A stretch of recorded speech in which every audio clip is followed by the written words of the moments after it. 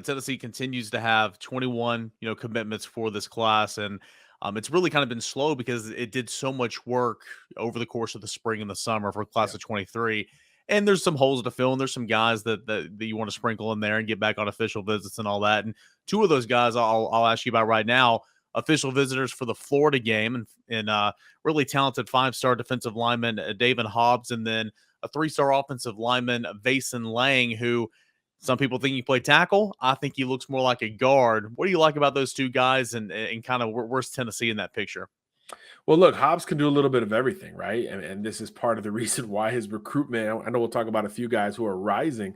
His recruitment was kind of conventional, I would say, in the middle of the summer months. And then as soon as his performances got out, 6'4", 260, could play inside out, can rush the passer, can absolutely hold his ground on the inside.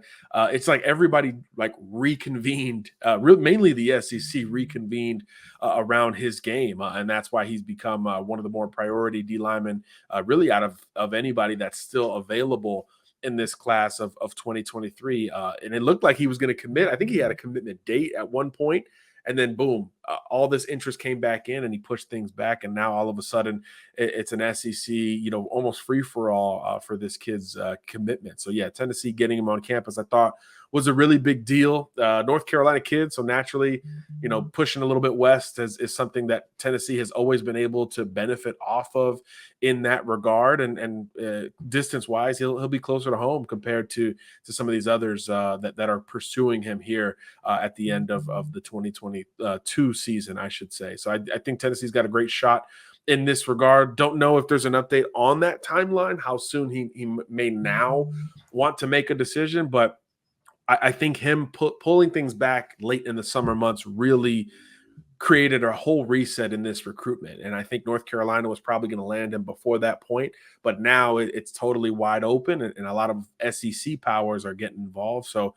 your guess is as good as mine at this point, but Tennessee definitely helped themselves this weekend by getting him on campus, reestablishing what that Neyland atmosphere could be like. And his family was there with him as well. So they got that on top of the friendly geography that helps in this recruitment. Yeah, he'll never say this, but I'll go ahead and say it. North Carolina's out. I mean, they're out. Like, I was leading to that, but yeah. you got Tennessee, Alabama, you got Georgia that's pushing hard. They're probably third in my opinion, but still, I mean, North Carolina's out, and he's going to go to one of the big boys in the SEC. So we'll see how that plays out. This is one of those things where I love recruiting. You got a guy from Smyrna, Tennessee, 6'1", 210. Not a whole lot of offers, not a whole lot of interest. A commit of Memphis. His name is Aaron Carter. Since about 10 days ago, he's got about 18 Power 5 offers, and we're talking like back-to-back Alabama, Georgia, Ole Miss, USC, Oregon, Tennessee, Auburn. I mean, what a whirlwind, right? Aaron Carter is an athlete, good running back at the high school level. He'll play linebacker in college. Tennessee's obviously in on him. He was on campus against Florida, or for the Florida game this past weekend. What do you like about Aaron Carter? What are you hearing about just this new prospect that's kind of jumped on the scene here lately?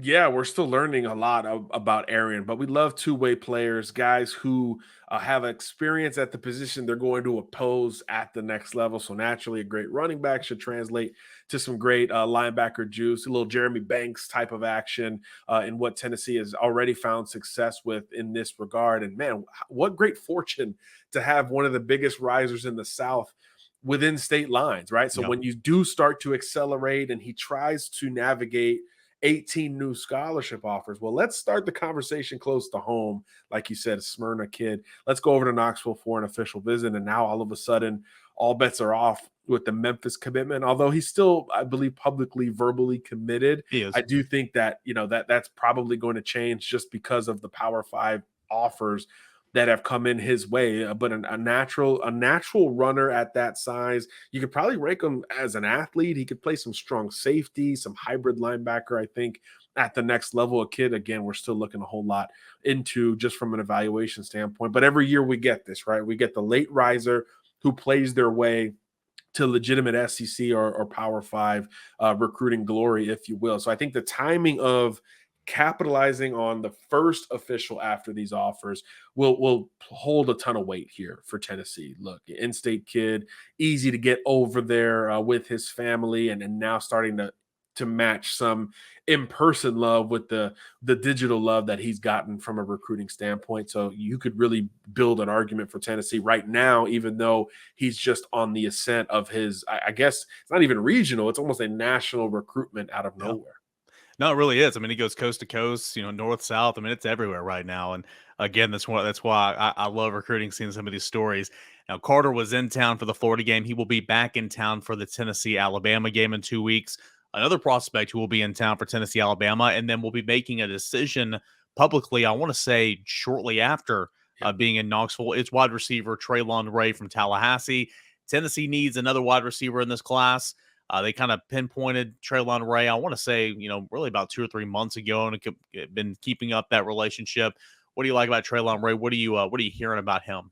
Yeah, great length. Another guy in the last 6 to 12 months who's played his way to being recruited at a higher clip than he was initially, right? Basketball background, long prospect. And what I like about Tennessee's approach to Ray relative to some of the in-state receivers, by the way, really nice class in the state of Tennessee, right? Receivers in this state, I think, have been really solid. And I think they could have easily, you don't want to say settled, but they could have easily prioritized more of these in-state guys. But you see why Tennessee is on the up and up, right? You still have to push nationally and regionally, despite some great talent and growing talent in the state.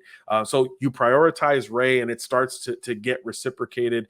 And when you start to get multiple visits from kids who are well outside the region, I think it says a lot about the buy-in for your scheme. And I think when you talk offensive football right now, whether you talk to Treyland Ray or Eric Cain or Paul Feinbaum or whoever, you've got to mention Tennessee early in that conversation. And it wasn't just the 1-year thing, right? I'm sure a contingent of your audience was like, man, well, maybe this was just a novelty because Heupel was new and Hooker was new and this was something different. Oh, But yeah. obviously it's proven now that it wasn't just that. If anything, it's something that has already been built upon. So I think that's only going to continue to help create that benefit of the doubt with offensive prospects. And when you're a Tallahassee kid who may be looking beyond Florida State, even though they're on the up and up too, I think that also says a lot when you go into enemy territory. And we talked about this, Eric. That's been a theme for Tennessee, right? Going into Mississippi and beating Ole Miss, going into Kentucky and beating Kentucky. So now going into a city where another school lives and potentially winning another battle, I think says a lot about the future of the offense and the maybe widening recruiting footprint, which is got to be exciting for your audience.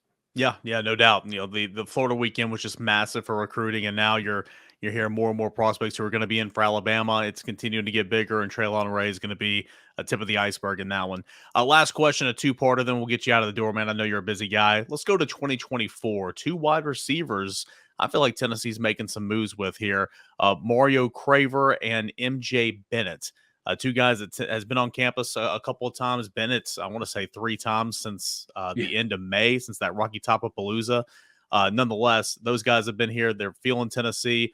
What do you like about those 2 wide receivers?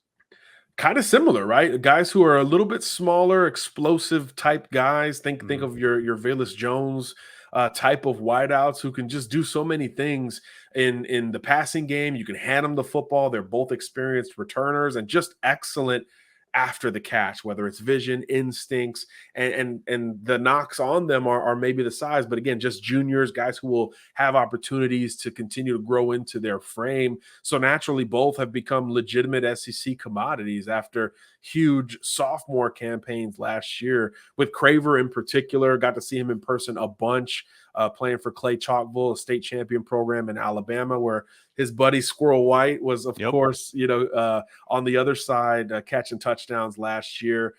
That stuff resonates. That stuff correlates, especially when you're talking about playing the same position. It's one thing to have a buddy on the roster. Hey, you're a big lineman and I'm 170 pounds. What can we really, find common ground on from a football perspective?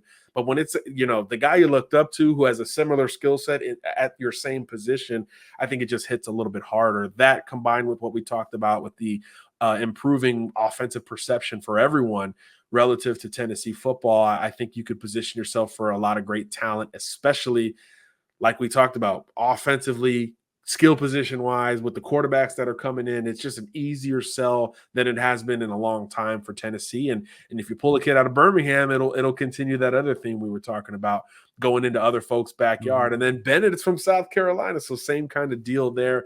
Tennessee is a regional power from an offensive recruiting standpoint, and it looks like it's only going to grow beyond the 23 cycle.